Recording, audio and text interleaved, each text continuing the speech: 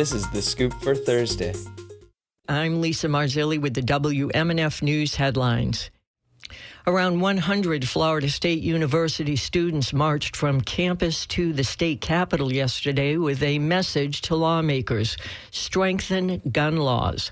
The 1-mile walk ended with a rally urging legislators to act in the final weeks of session, as they did 7 years ago following the school shooting at Parkland's Marjorie Stoneman Douglas High School that killed 17 people. At the time, the legislature and then Governor Rick Scott approved several changes, including increasing the minimum age for long gun purchases to 21.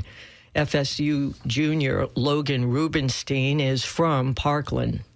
The fact that we have to keep doing this and the fact that this keeps happening is a failure on the building behind me and on our country. At the start of the Senate session yesterday, a moment of silence was held for those killed during last week's shooting. State Senator Corey Simon, who played football at FSU, was overcome with emotion. And ask for a moment of silence for my Seminole family as we mourn those lost and the many lives that have been changed forever. With just over a week left in the current session, bills that would roll back gun regulations appear to have no chance of passage. However, lawmakers are also not expected to pass any legislation that would strengthen gun control in the state.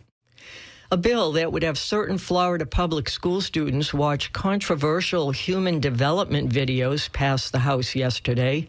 HB 1255 would require, among other things, students to watch 2 videos, a 1-minute ultrasound video and a 3-minute fertilization and human development video from conception until birth. Democrats expressed concern that the videos push an anti-abortion agenda. St. Pete Representative Michelle Rayner voted against the bill. This is the same State Board of Education that said the Ocoee massacre was mutual combat. I want that to land. Black people were slaughtered, murdered, and the same State Board of Education said, I think a massacre is a little too much. We'll just say it was mutual combat. I don't know about you, but that's not who I want to be making rules. The bill passed 86 to 27 in the House.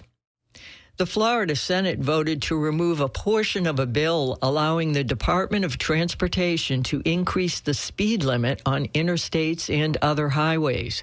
WMNF's Faith Montalvo reports that the rest of the bill was passed, and it will give drivers a chance to appeal tickets for passing school buses. Senate Bill 642 is an extensive transportation bill that passed with a vote of 37-0 on Wednesday morning. It requires counties to create a process for challenging school bus infraction citations, which are tickets for passing a stopped school bus. Republican Senator Nick DeSagle sponsored the bill. He says using cameras on school buses has prevented people from appealing these tickets. Folks are getting $250 tickets in that range, and there's no way for them to appeal it. He also says a similar process already exists for people challenging tickets for speeding in school zones. We are mirroring the process currently in place for school zones. A version of the bill also advanced through the Florida House Commerce Committee on Tuesday and will go to the full House. Faith Montalvo, WMNF News. The AP's Ben Thomas reports the world's coral reefs are being hit by the worst bleaching event on record. Coral reefs are some of the planet's most spectacular havens of life. From fish to turtles to the corals themselves, approximately 25% of all marine species can be found in and around reefs. Coral get their bright colors from the algae living inside them, providing a food source. But prolonged warmth causes the algae to release toxic compounds, and the coral eject them. Left behind, a stark white skeleton, the weakened coral at risk of dying. That process, known as bleaching, turns these colorful havens into boneyards.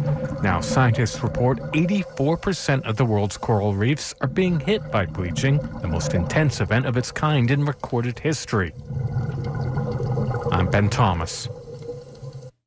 It's going to be mostly sunny with a high of 91 today. Lows tonight will be in the upper 60s. The same forecast is on tap for Friday. I'm Lisa Marzilli with the WMNF News headlines. This is The Scoop. Recorded at WMNF Tampa.